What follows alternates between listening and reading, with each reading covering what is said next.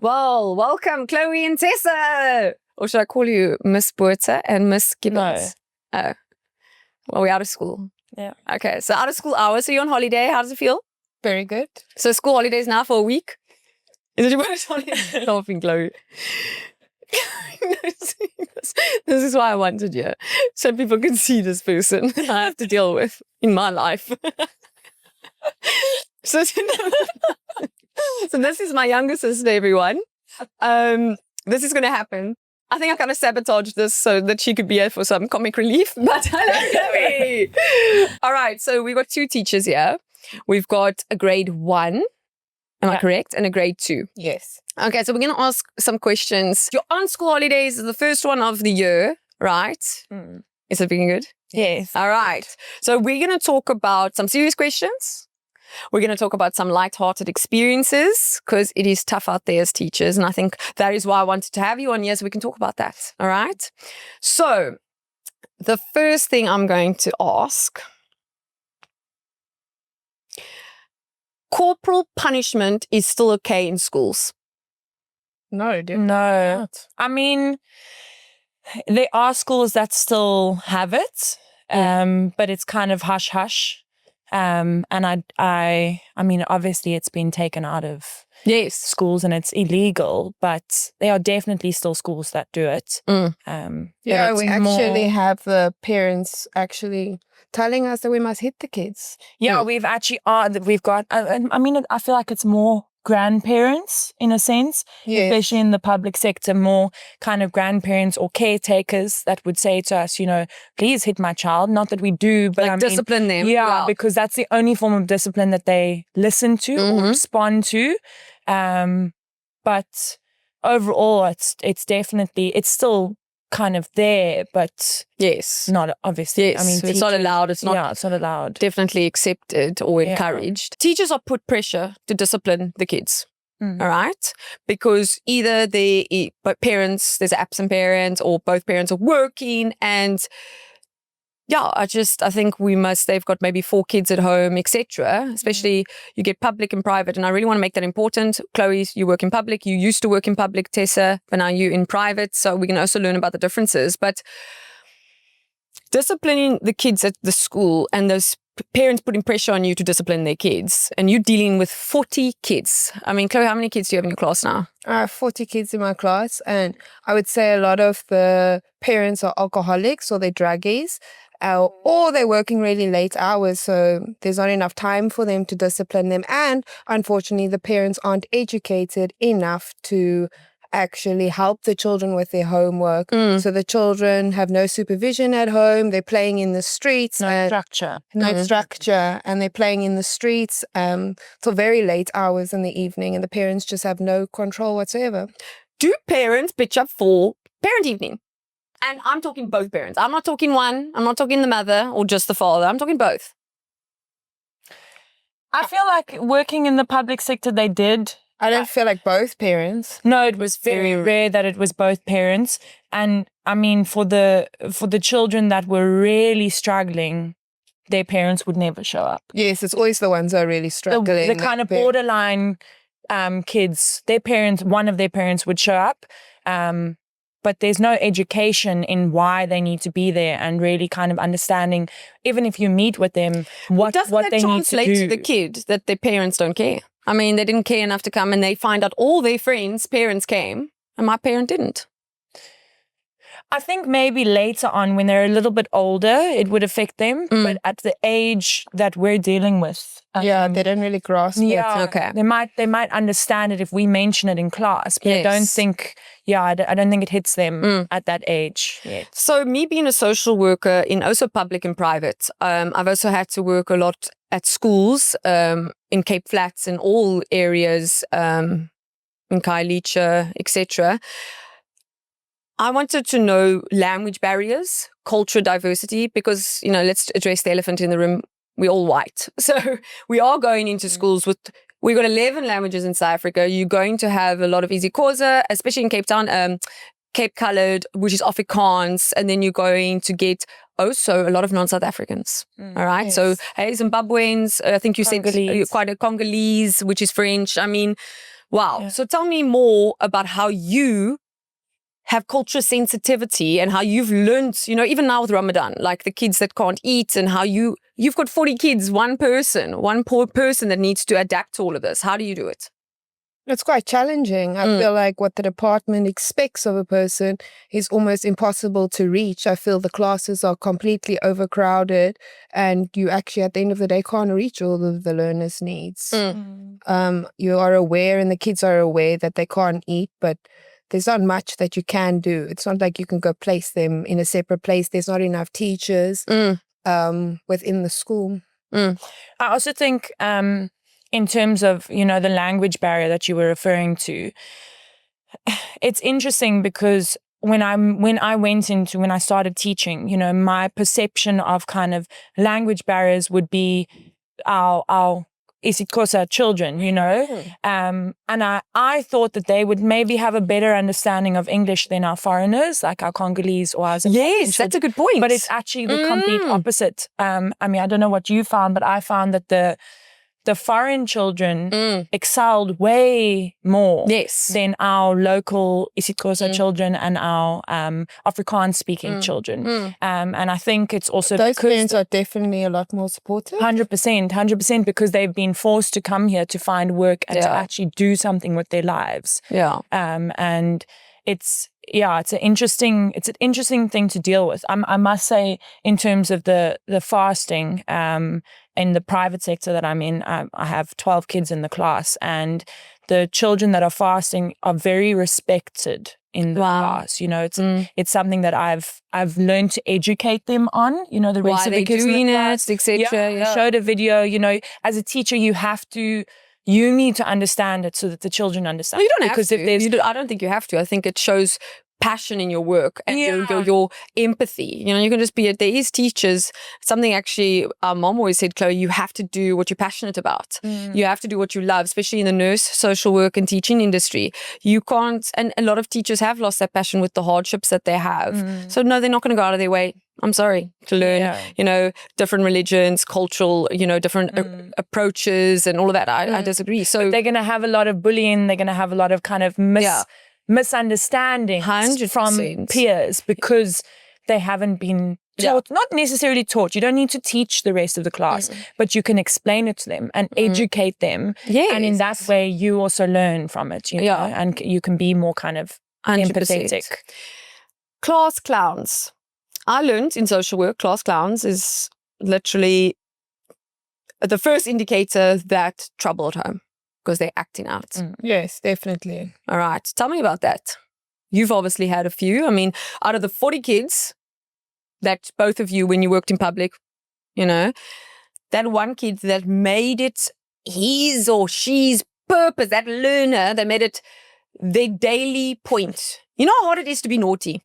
I mean, I've actually come to realize that, like, to be so naughty out of 40 kids, I mean, jumping on the desk, writing, interrupting others, like, it's so Yeah, I think at the end of the abrasive. day, those children just want a lot of love. But it's so hard to give them that support when there's 40 of them within the classroom. Yeah. So you can give it to them, but maybe one day they feel that you're not giving them that amount of attention, which makes it really, really challenging. And then you face challenges of them. Lashing out. I want to hear a story. I want to hear learner and I want to hear It's strange example. because you think they want that love, and when you give it to them, they're almost so emotionally immature. Maybe it's not the best word, but they don't know how to handle it. That's so why they they're kind of acting out. step back as well. So they will take it to a certain extent, and then they will go, "Okay, I don't know what to do," and then they lash out even more. So you think that you've kind of built this bond with them. But actually, you maybe haven't, and it just I don't think gets it's that. worse. From my therapy point of view, it's the fact that they don't know what love is. Yeah. They don't know how to respond to So when you give it, it's just as confusing as not giving it. Yeah. So, and also having 40 kids, you don't, sadly, it's consecutive, you have to give your energy. This isn't your child. This is not like one-on-one. So yes, some days you're going to have more energy, but some days you're not. And they're going to fall through the cracks. Now, I want to hear a story of, a learner and the worst acting out. And I think people need to hear how difficult it is for you guys within the public sector. If you can give me an example, and just remember the viewers that are watching that these kids for grade 1 and grade 2 are 6, 7 or 8 years old. So give me a story. I would say we both had one of the same learner in our class, and this child gave us a very, very hard time. I would say when the learner went to grade 2, the learner actually became a bit more intense. He's a very troubled child. He actually just wanted lots of love, which I gave him. But by term 3, the learner just started acting out. How did you show that acting out? By climbing windows, kicking doors, breaking my stuff, biting me, hanging on my legs. Definitely challenges, but the parents aren't involved in the child's life. The kid bites you. What do? Because your immediate reaction, I don't care who it is, you want to murder the kid. You want to murder the person that's hurt you. Just go reaction.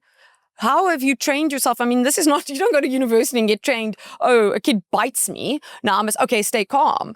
You're human. I want to know, how do you handle that?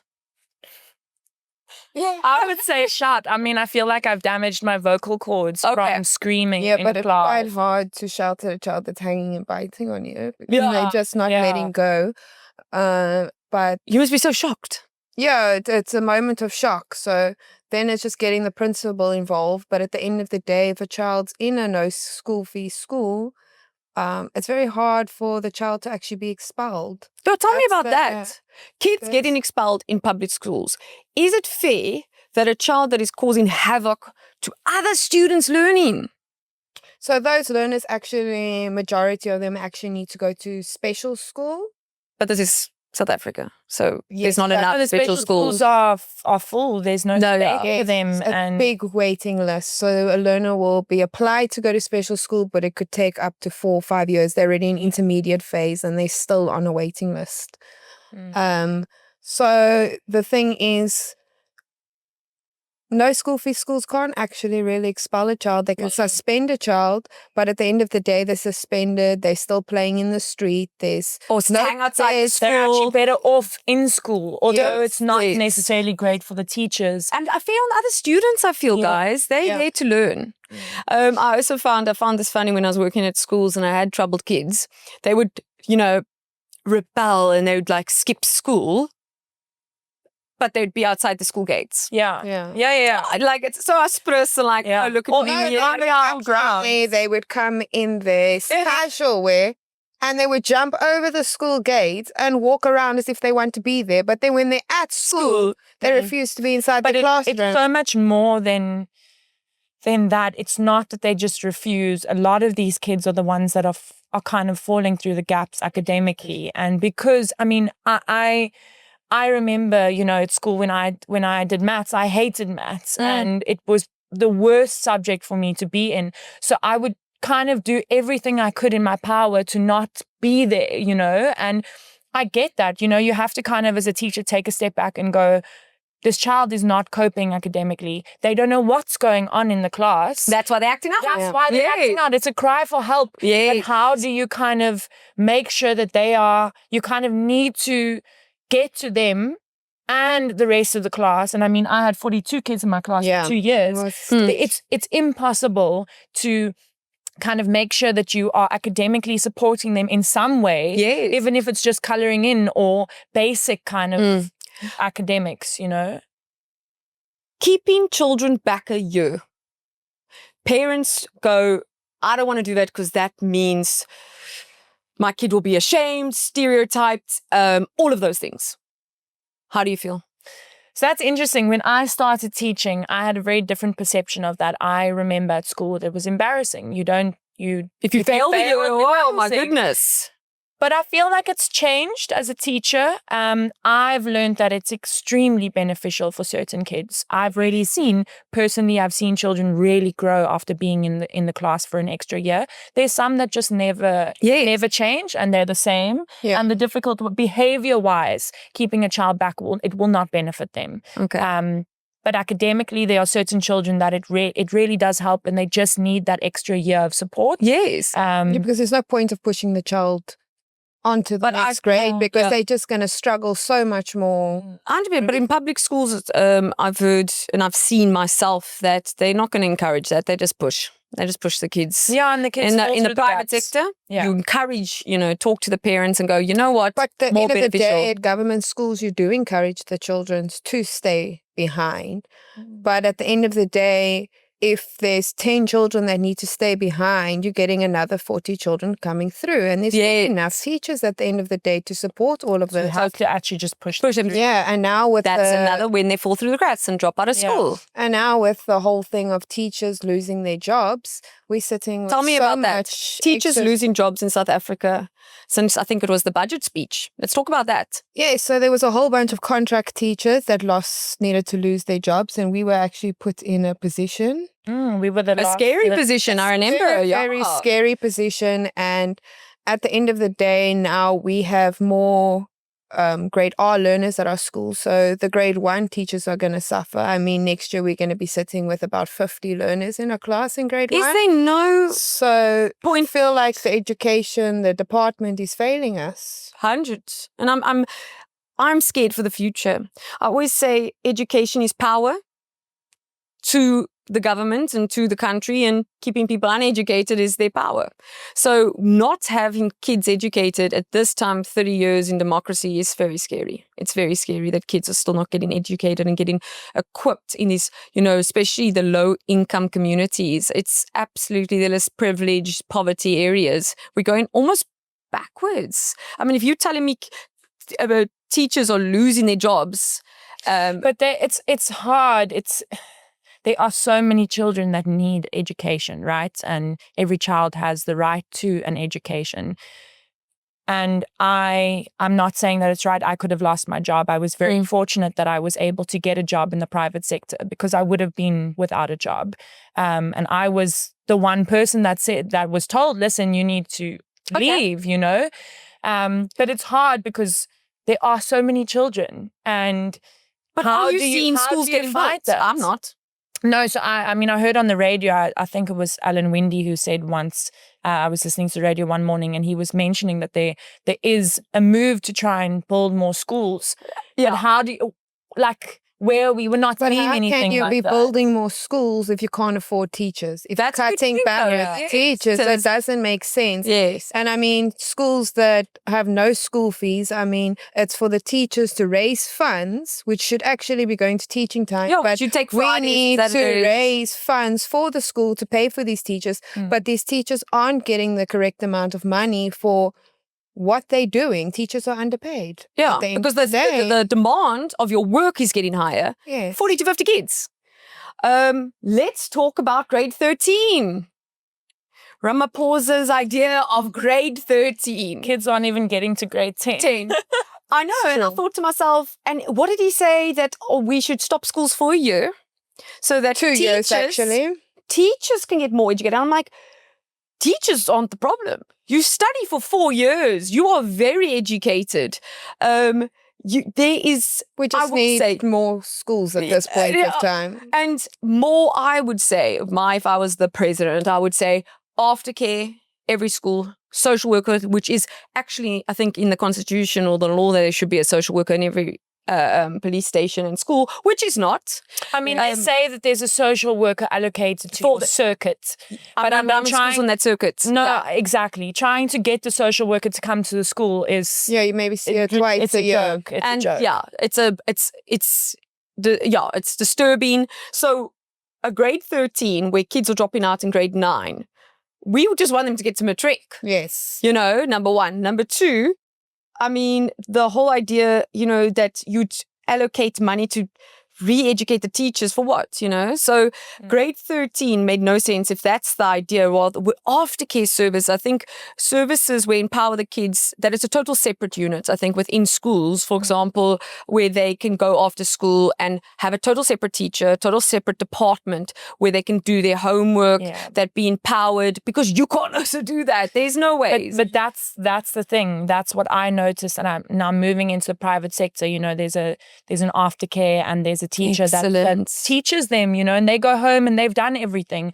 And yes, it's their parents' responsibility to kind of consolidate at home and check that the aftercare has done what they needed to do. But in the public sector, that is where children are falling through the gaps because there is no consolidation at home. They can't study. They don't know what they're reading, you know. In grade 1, they can't read until But why would you go do homework if no one at home even cares if you do homework? Exactly. You know, and the parents are often less educated, so they can't sad read. reality. They can't write. So how are they going to help the kids? 100%. Where is the support at home? Yes, and also that, you know, we call it where children have to drop out to provide for the family. Yeah. Yes. So child, you know, rearing households where the child has to become the provider, so they have to drop out.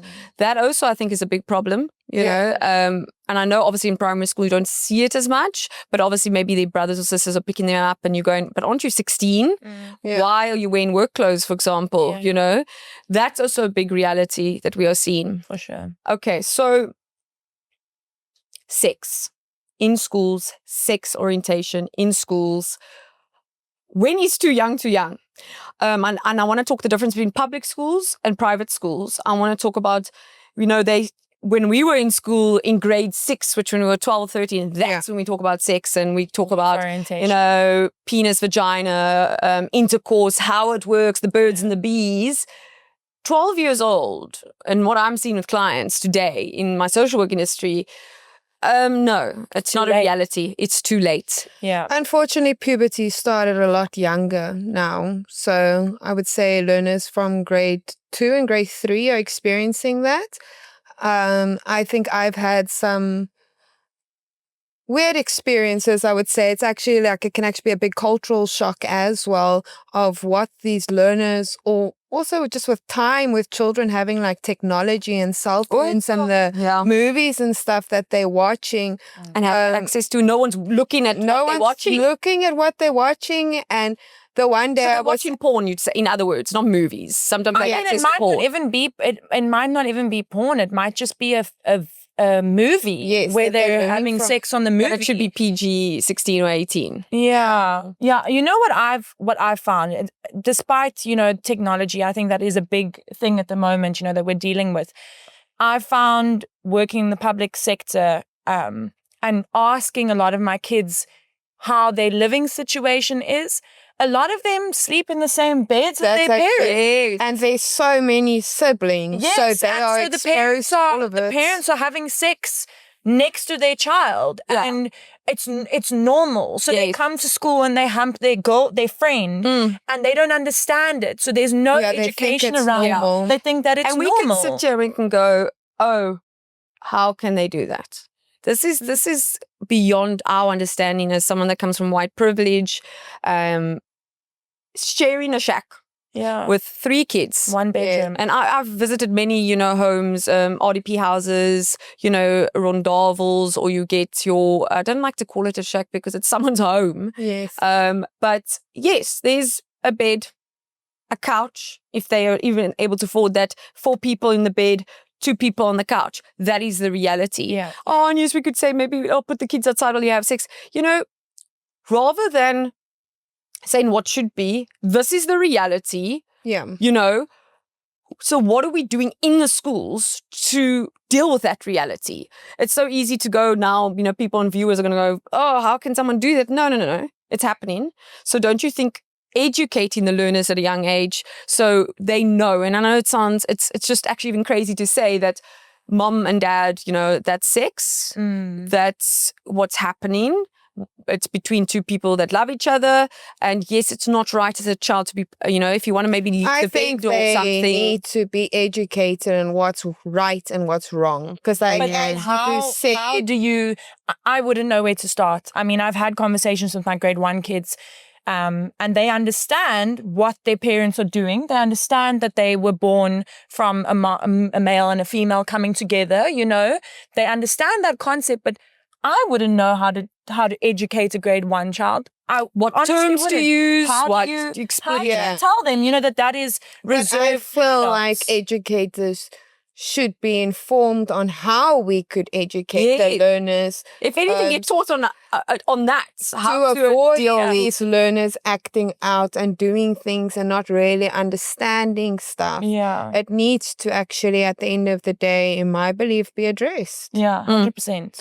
Because I think, Chloe, you've got a story for us. You know, the most crazy. I want people to know this because I don't think people really realize. Oh, it's okay. Sorry. Both of the stories to share. Yeah. But, you know, where you, as grade 1 and grade 2 teachers, I want to remind you of that was faced with a situation where a kid was involved with sexual, can we call it sexual activities or a sexual act or, you know, and yeah, how did you deal with that?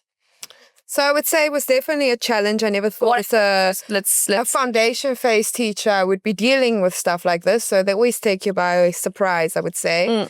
So at this stage, we were still working together. Yeah. And then she came knocking at my door and she brought 2 learners to me. And you can explain what you did next, what you found. I can't even remember. I just kind of laid it on you, which I guess was not the right thing to do. Look, it's a new concept for everyone, and I mean, I found them at break. They were behind a bush. I didn't really see exactly what happened, but I knew that they were kind of doing stuff. So playing, fondling. They were fondling themselves behind the tree. Okay. Sexually fondling, because we need to use terms, because if it was in the court of law, they would go, what does fondling mean? Fondling means when you're playing with your parts, sexual parts, and in this moment it was downstairs and they were trying to masturbate. Yes. Must use those terms because I want them to know. So masturbating, they were 7 years old? 8. 8 years old, behind a tree. Were they watching something or were they teaching each other? I want to know the details. They weren't watching anything. It was more a situation of what they've been exposed to by what their siblings were doing at home. So the one obviously wanted to show the other one what you can do. So that's what they did together. Okay. And then how did you address that? So that situation obviously had to go straight to the office, and that is where the principal has to deal with it, call the parents in, make them aware, make the parents also aware of what their child is up to and what's actually going on in their homes and what the child is seeing in their homes. So, yeah. Doesn't this just mean a lot of children's innocence have gone? I mean, we have to, they are learning things that they shouldn't. I just think at the end of the day, they're bored. I mean, children coming from this environment don't really have any toys or have their parents taking them anywhere. So they're actually just getting themselves into trouble because they've got nothing better to do. Yeah, and there are at the school that we were at, there was no sports. So there were no extracurriculars That shocks me. could kind of keep them at the school for longer. What does it take to have a sport at a school, guys? But the problem is the children don't have transport. So we sit with those barriers. Yeah. Because sports, there's so much statistics and data and research. So sports for kids is such a good thing. I would even say just like having a playground for the learners. Yes. Would avoid the learners throwing stones at each other and throwing bricks at each other and having those kind of things happening, because now the children are bored at break time.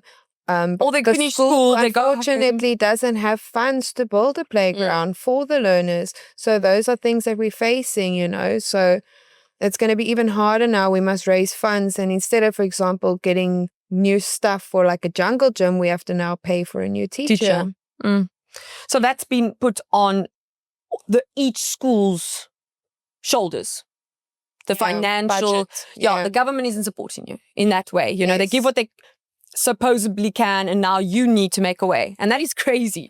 So not only do you have a teacher hat on, you have to have almost a business hat on, a fundraising hat on. I think when we started, the amount that was required by each grade to produce for fundraising is 8,000. It's now this year. This year we're up to 16,000. And I mean, if we're lucky, I remember last year when I was at the same school as you, I mean, we managed, I think, 10,000, and it was hard, you know. I put in a lot of my own money because in reality, it's impossible. You know, these kids don't have money, and you come up with these great ideas, but If We you just don't, never my mom always says, you don't have prioritize. 1 rand. Yeah. You don't have 1 rand. Yeah. Yes. You know, it's true. truth, it is the truth. I think this is a very serious topic, but I think it's important in the climate that we are in. And I want, you know, because you are teachers. I think this, you know, I wasn't able to go to the protests. So I think, yeah, I don't want to just speak about it. We also need to take action. There is so much sexual abuse happening with kids at school. This is not us talking about by teachers. Yes, obviously we've seen that. And I just want to talk about the most recent. And there's been this solidarity amongst the people protesting about the kid in Eastern Cape. And I'm not going to say her name, even though they're saying her name proudly. I don't want to say it wrong because I am still learning isiXhosa very slowly. But also, I want to talk about her and using her name. First of all, obviously, she kind of doesn't have a choice in the situation. But all these people that are protesting, I can without a doubt know that they have in a personal experience been sexually abused or molested. And that is why they are. It actually makes me emotional. I think it's as women. Yeah. And if there is another process, to be honest, I actually wasn't made aware. I'm not currently on the things because I went to protest for the UCT students. Yeah. I went to that when it was all the way to the, I'm losing my words now, to the, when you call it, the Parliament office, when you walked all the way there. And now this is, and it's not, sadly in my work, it's not the first time that someone this young has been raped. But no, I think it happens all the time. It's just interesting how it only comes to light. But you know why? Almost because of the mom. 100%. Yeah. And because the alleged person is the principal. The alleged person is the person that is meant to keep your students safe at school. Yeah. Yes, we know this is happening, and I don't want to take away that either, because kids getting sexually abused and raped by people, also by family members, people you trust. But now we're not talking about that. Let's talk about, because you're teachers, the principal allegedly, until found guilty, but there's all evidence pointing towards this, did this to this girl. I mean, as teachers, how does that impact you? Have you experienced, obviously not with your principal or teachers, but kids that come to you and go, something's happened to me at home with my dad or my uncle or my brother or my sister. Well, has that happened, and what do you do? Yeah. At the end of the day, the teacher's responsibility is to inform the social worker. That social worker that you said comes twice a year. Yeah, that's the sad reality. But they're actually quite on top of it, I would say, when it comes to sexual abuse. Your latest case, you told me about a learner that came to you. I want to know, obviously we're not going to give details to respect the learner, but I want to know what happened, because I want the public to know a practical example of what happens when a child does report sexual abuse at home to a teacher in the public sector. I want to know. So it is the teacher's responsibility to fill out a Form 22 and then inform the principal and inform the social worker, and then you would have to go to the police station and lay a case.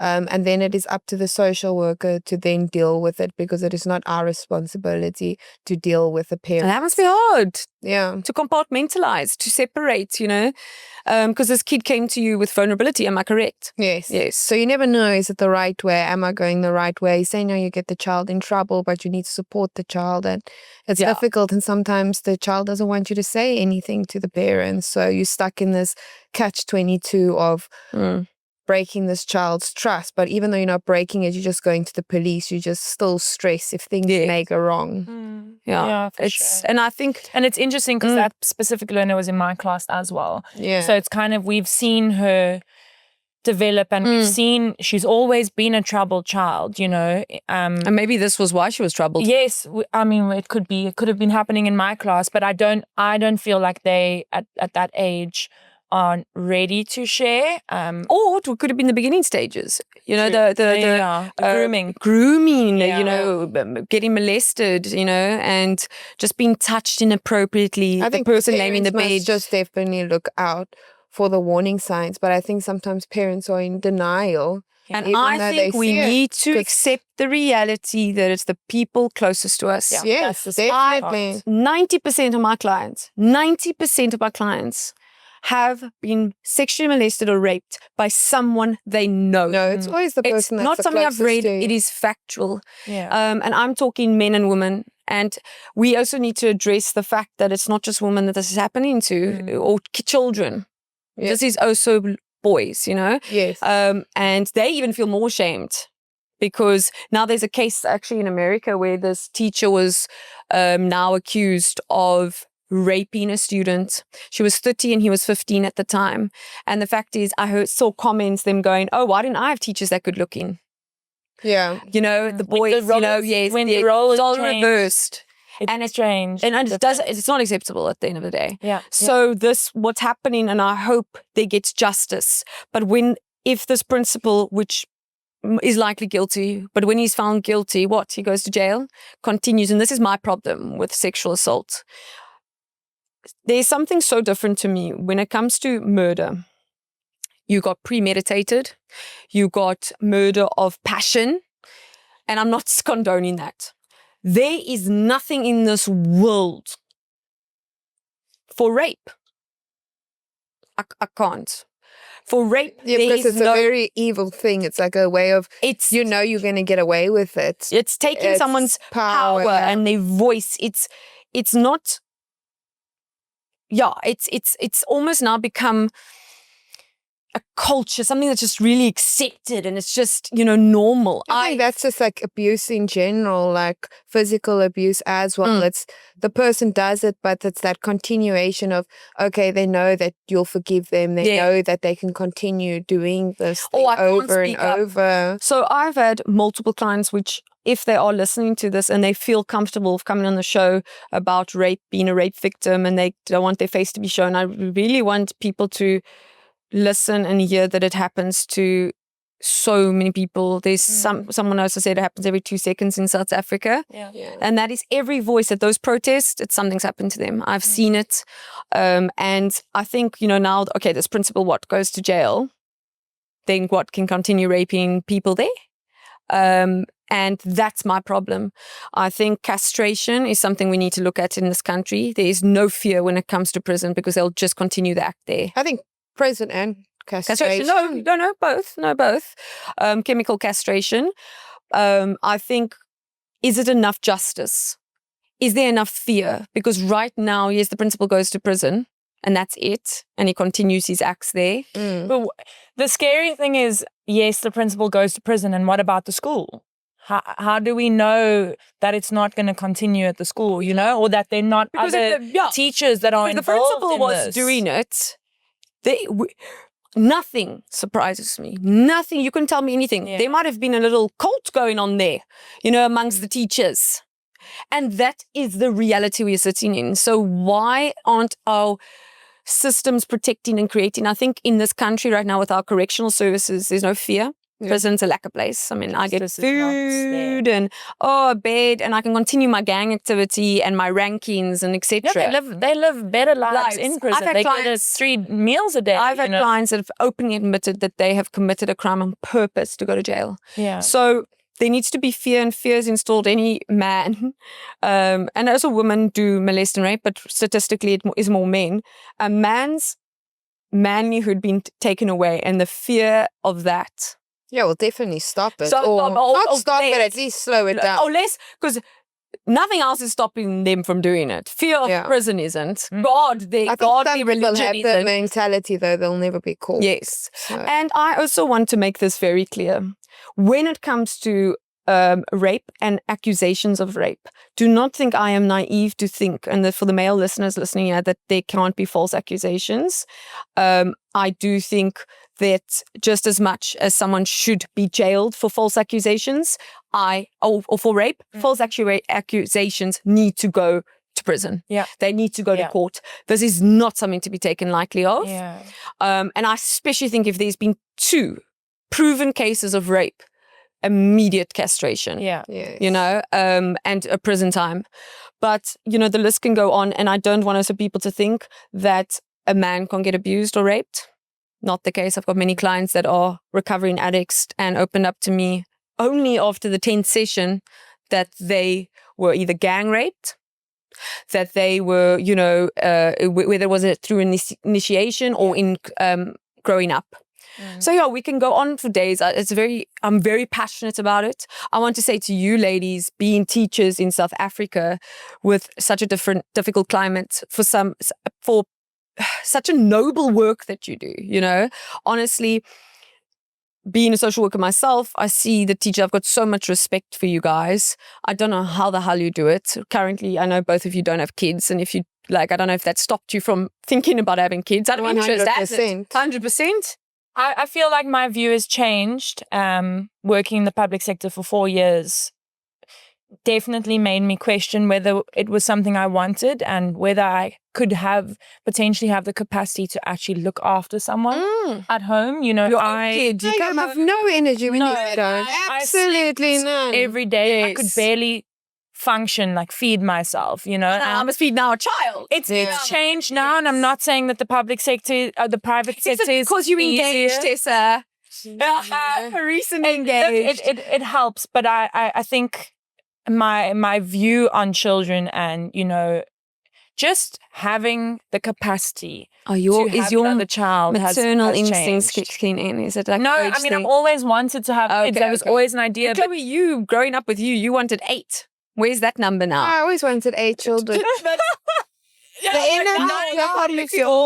No, there's no energy. There's nothing left when you get home. To think that you must come home and still take care of someone else. I'm just trying to take care of myself after the trauma of the day. 100%. And I don't feel like it'll be fair to have kids. I don't feel like you'll be able to give your child what you're able to give the children at school because they're getting all your energy. Yeah. They sucked you dry. It's so interesting what I've noticed, like in the private sector, there are a lot of teachers that have kids in the schools, and those kids are the worst. They're often the real hectic kids. They need the discipline, and I feel like how do you control that? I'm terrified of having a kid in the same school as me because I don't think that I could actually just hate it. No offense, because you've got the parents over your shoulder. How are you teaching my kid? Yeah, I mean, disciplining they my have kid? the good values and the good morals at home, and I believe that. They're good kids. But is it being implemented? Wise, they just can't control themselves at school. Maybe not the worst kids, but I mean, discipline-wise, they are a lot more challenging than the other kids. And how do you make it fair, knowing that your child is in the same school as you?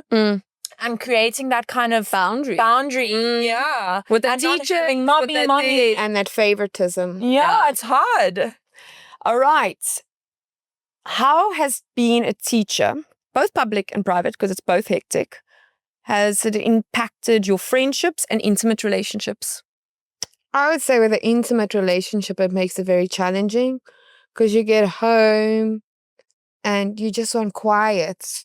You just want peace. You want to go home in your car. You don't want to listen to the radio.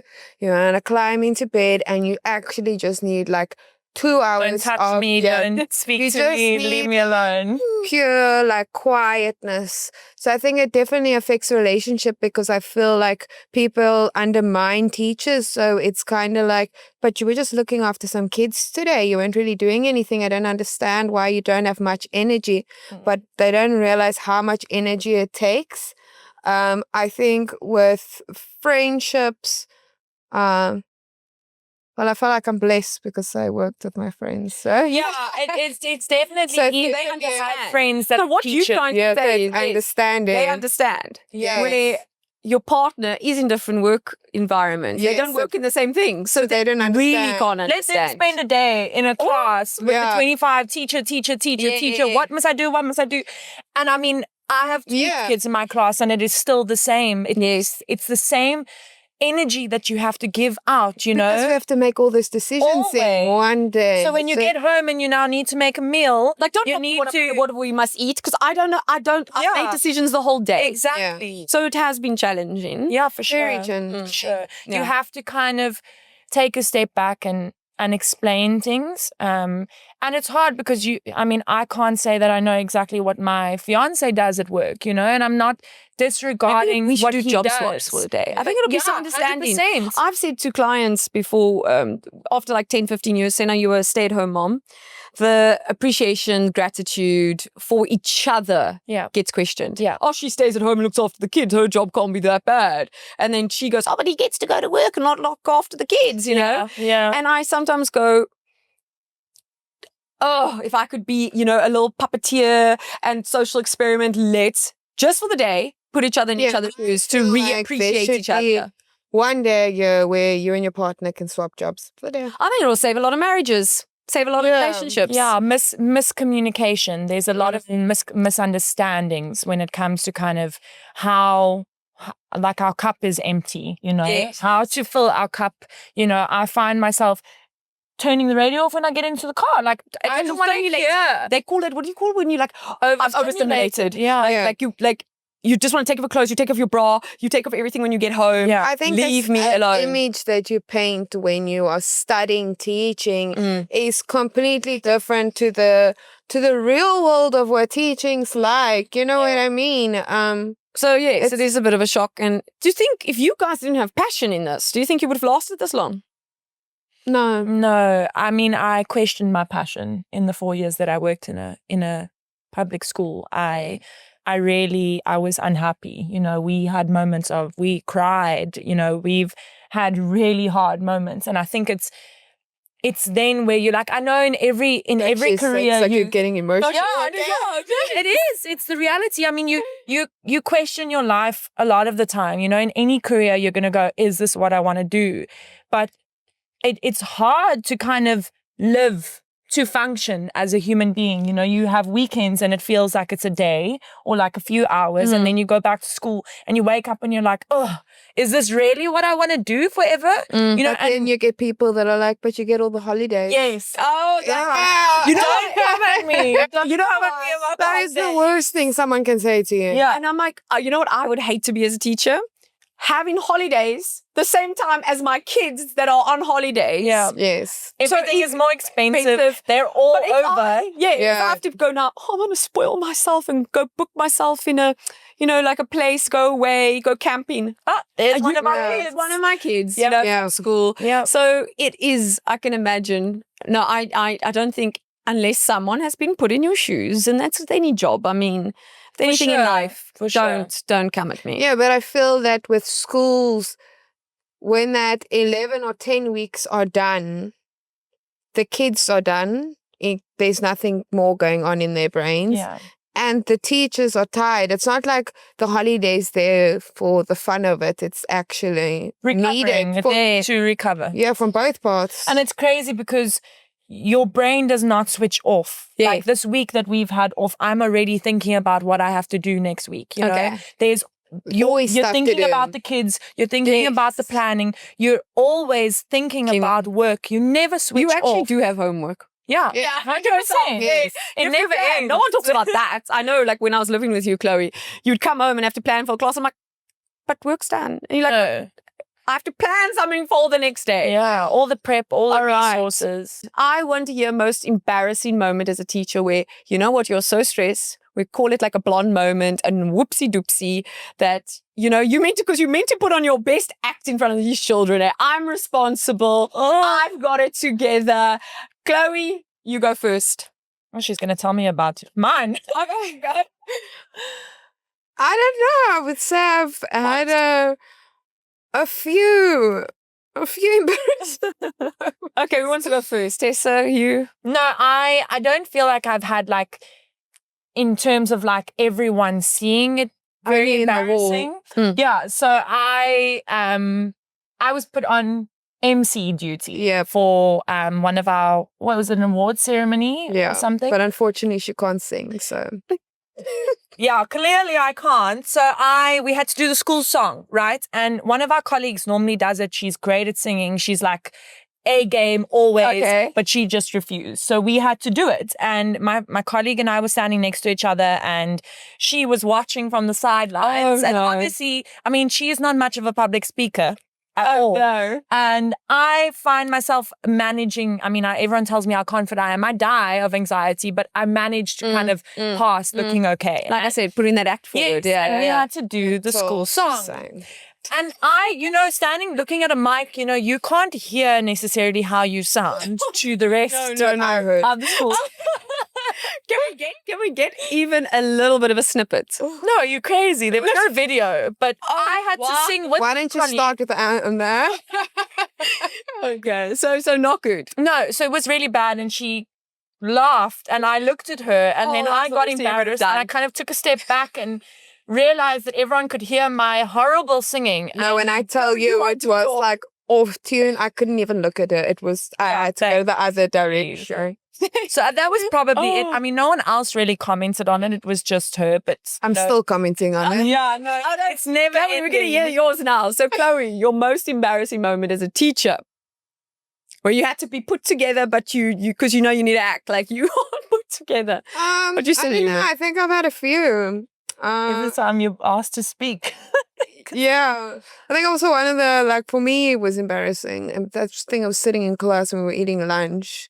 And I had a student in my class and I was busy eating my lunch. And I probably not the best example, but was rocking on my chair and I falling in front of the student. Tell me about that. And the kids and everyone You was haven't laughing. told us why haven't you told us, Chloe? And it was very embarrassing. I'm not going to lie. Don't tell me like the food fell on you. Like it wasn't that bad. No, she just fell in front of everyone. Yeah, like, The worst. because you're obviously advising the children not to rock on your chair. So for you to fall, Wow. and out of humbling. every time, Humbling. yeah. Yeah. So I would say that Did that would kid be ever bring bad. it up in class? Well, the whole class also.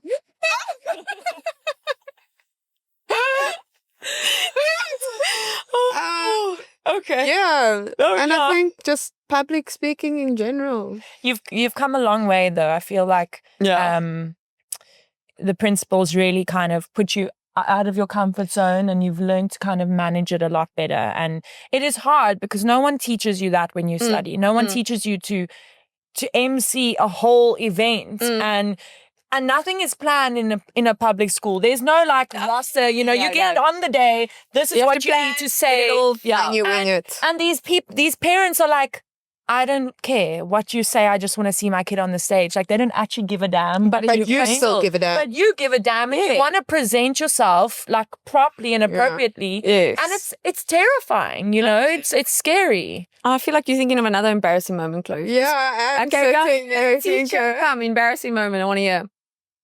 no, I can't really think of anything. The only thing I can think of is like the wind at our school was really windy. Oh yeah. And you often wear dresses. And I wear dresses, and the one day I was walking and my whole dress just blew up, and I just turned around. Please tell me. Okay, I need to say this because I will explain.